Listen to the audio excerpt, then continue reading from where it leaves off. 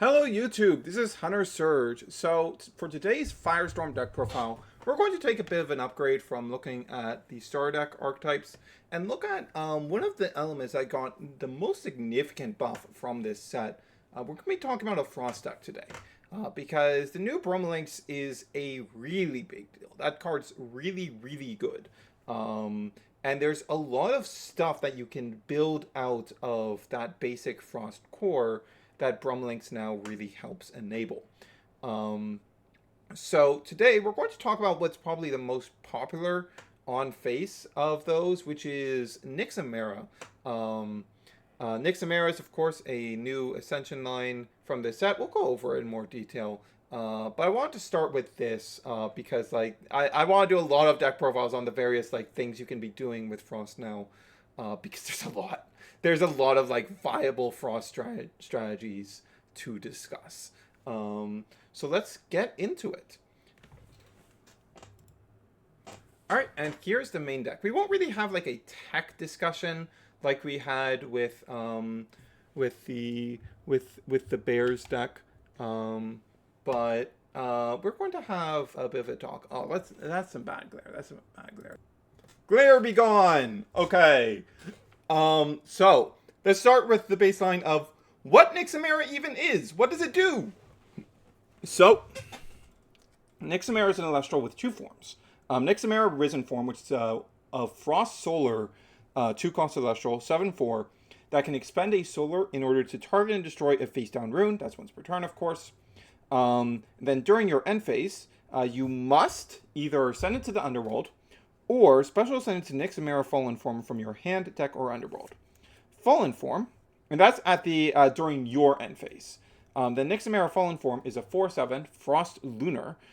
It cannot be targeted by Invoke runes, so your opponent can't get it with Earthquake or Laurels.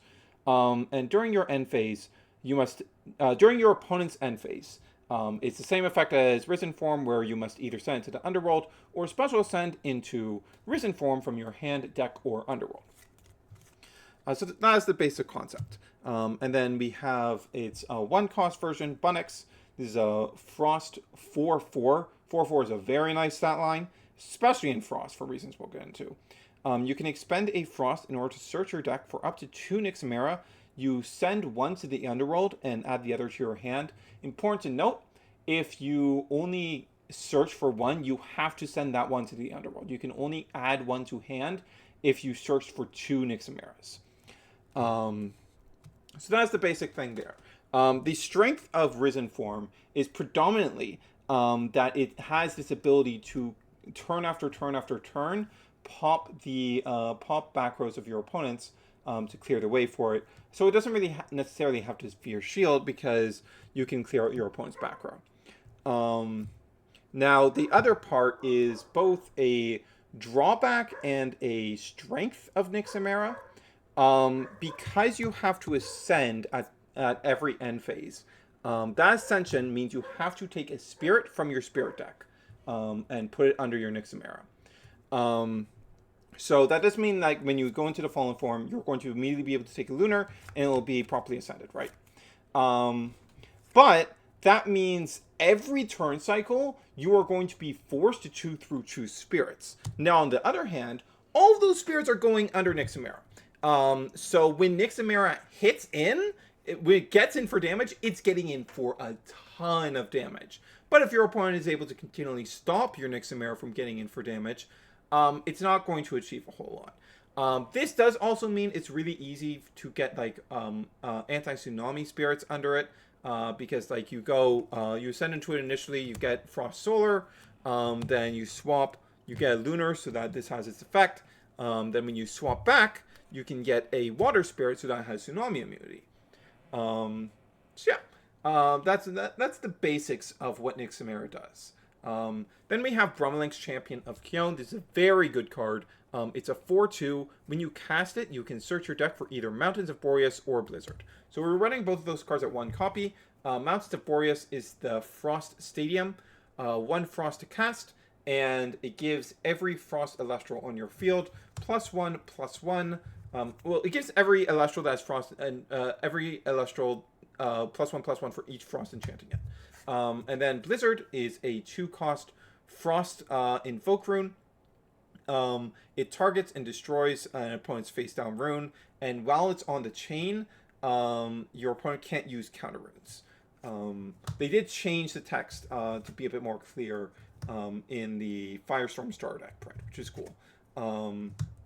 The last Frost Elestral we have in here is less than Elestral, more a spell. This is in Frost decks. This is a 2/3. You can expend 2 Frost and discard from your hand in order to target and special cast a 1-Spirit Frost Elestral from your underworld.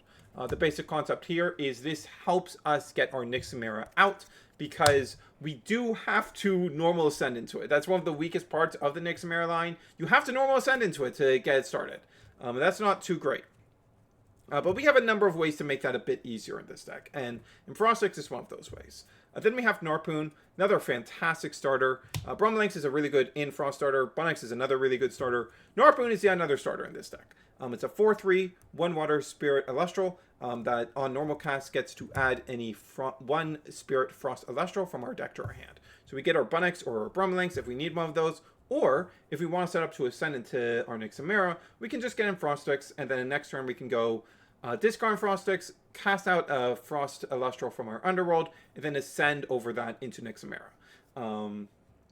Then also in water we have 3 copies of the Galaxy Champion of Poseidon. This is a 2/5, 1 water, and when it receives a water spirit, it can swap the stats of every Elestral on the field, so this becomes a 5/2, and most threats on your opponent's field you're going to be able to nail beat over. Then we have the good old Werepup package, very overpowered stuff. So Werepup is a 3/2 on cast. You get to add a Lunar Phase from your deck to your hand. Then when you cast Lunar Phase Full Moon, you can ascend it into a Lyca Void from your deck. And the new Lyca Void Champion of Artemis is a 6/5 that when you cast it, you get to cast any number of Werepups from your deck, suppressed and Lunar Enchanted. Now this is important. We'll talk about this in a bit. Actually, we'll talk about it right now. So Lunar Phase Full Moon, for those unaware, 1 Lunar counter rune. Now, often with this Champion Lyca Void line, people are just misenchanting the Full Moon. That still allows the Werepup to see a god cast and do the Ascension, right? It is, but it can enchant up to 2 Lunar to an Elestral. So the basic line is we go Werepup, we have a Lunar under it, we flip Full Moon, probably in draw phase. We properly enchant this with a Lunar, and we put another Lunar onto Werepup with the effect. Then we ascend into Lyca Void. We're casting it out the other 2 Werepups. And then we are putting a Solar on the Ascension onto the Lyca Void. Let's just pull out those spirits to make this a bit easier.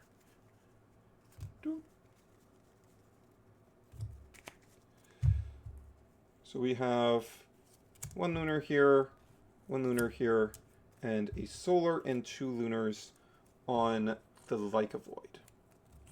Now what this allows us to do is on our next turn, let's say one of the Werepups gets taken down. That's pretty likely.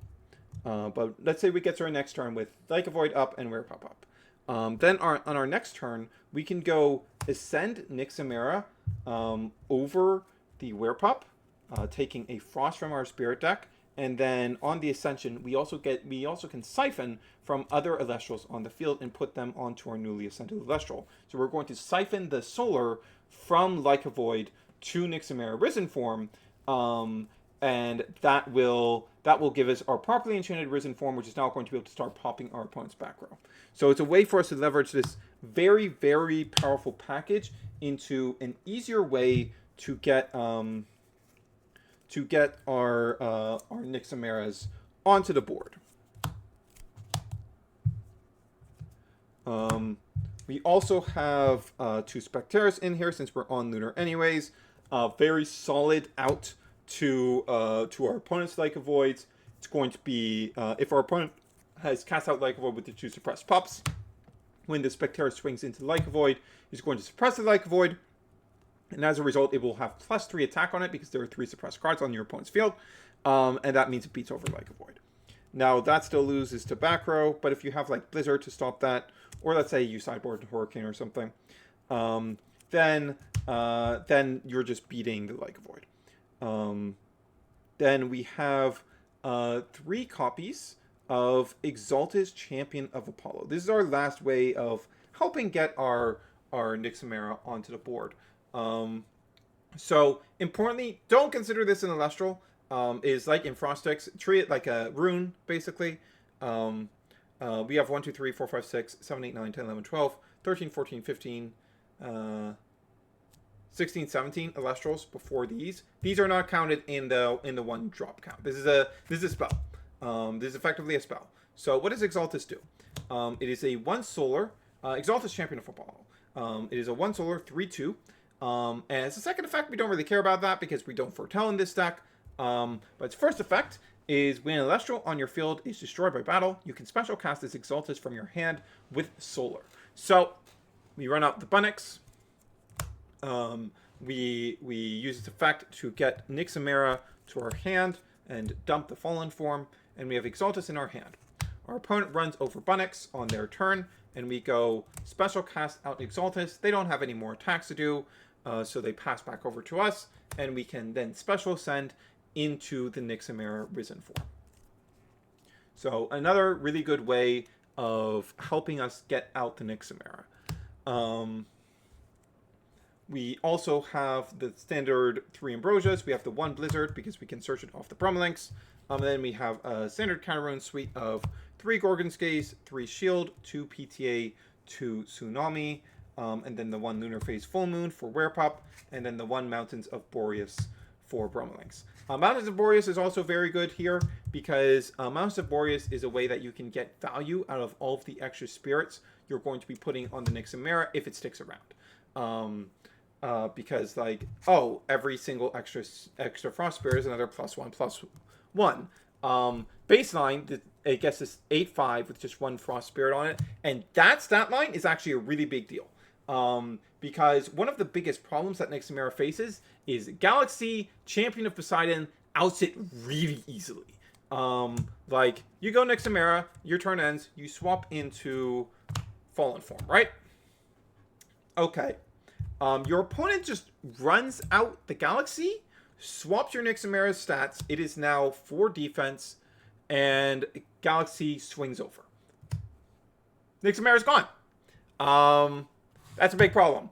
Zeus is also a really big problem for the deck. Zeus beats over it really, really easily. I'm going to be straight up with you. I do not think Nyximera is very good. I think it is one of the weaker uses of this Frost package. And it asks for a lot of support because you have to normal ascend into it. And that's just not fantastic. That's not really where you want to be.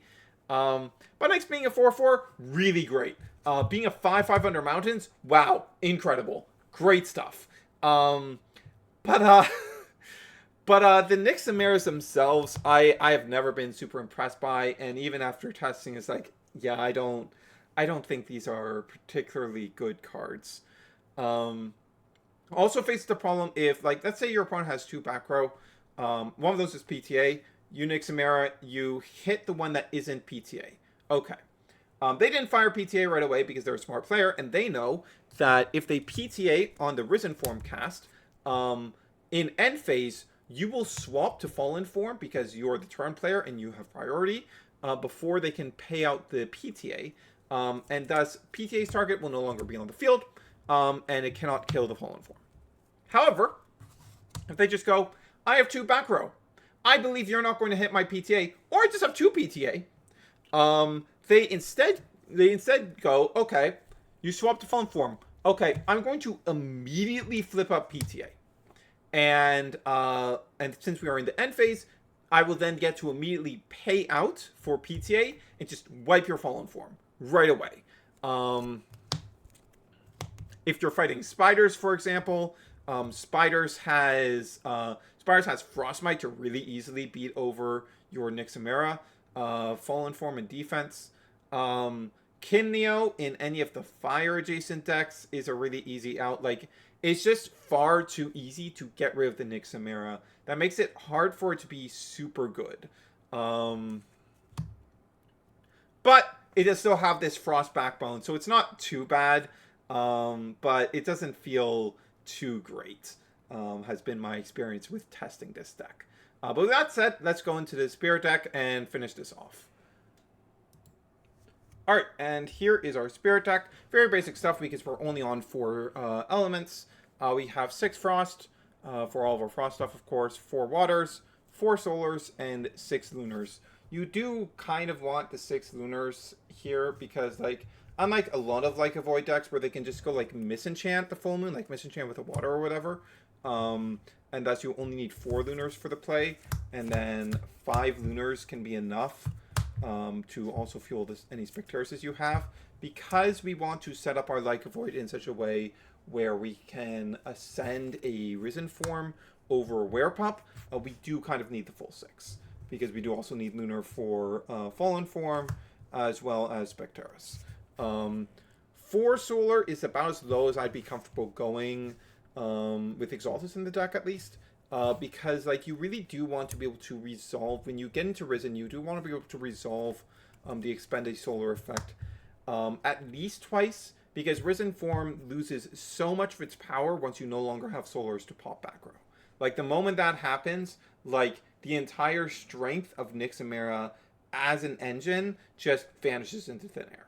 And then 4 Waters is enough for our galaxies and our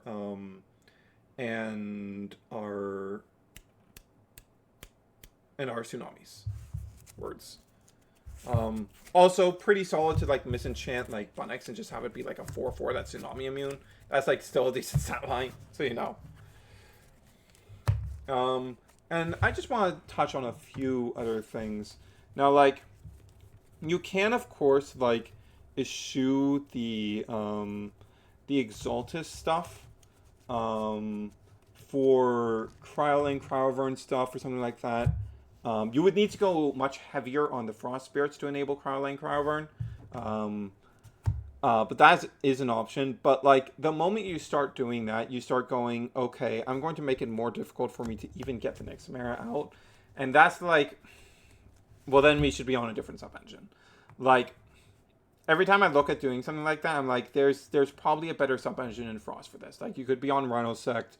You could be full in on Cryoling, Cryovern. You could be in on...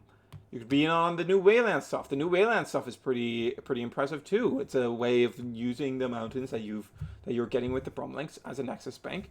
And there are some other pretty cool ways that you can trigger the Narpoon. Like, you can use Aurora Borealis and just, like, effectively be a full moon. You don't get to search the full moon, but, like, it's pretty similar in many ways. And there's also an argument for fitting, like, Thunder stuff for Ash Rabbits and Zeus's. But again, I feel if you're doing that, you're better spending the slots that you're spending on Nyximera stuff on another engine. If you're doing the Nyximera stuff, I do feel that you should be building the deck in a way where you can actually get the Nyximeras on the board fairly consistently. And this is what this deck is built to do. There are definitely stronger use cases for this Frost pack, this new powerful Frost package that we've gotten, and we will be going into that as we have more Frost deck profiles. But I want to start with Nyximera as a baseline, especially since I feel that this is the worst version of the Frost package. Yeah. I can't even remember if I mentioned it in this video or not, but I do have an official affiliate code.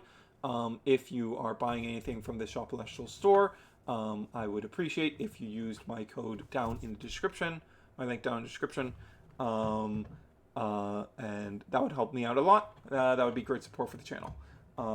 With that said, this is Hunter Surge, signing off.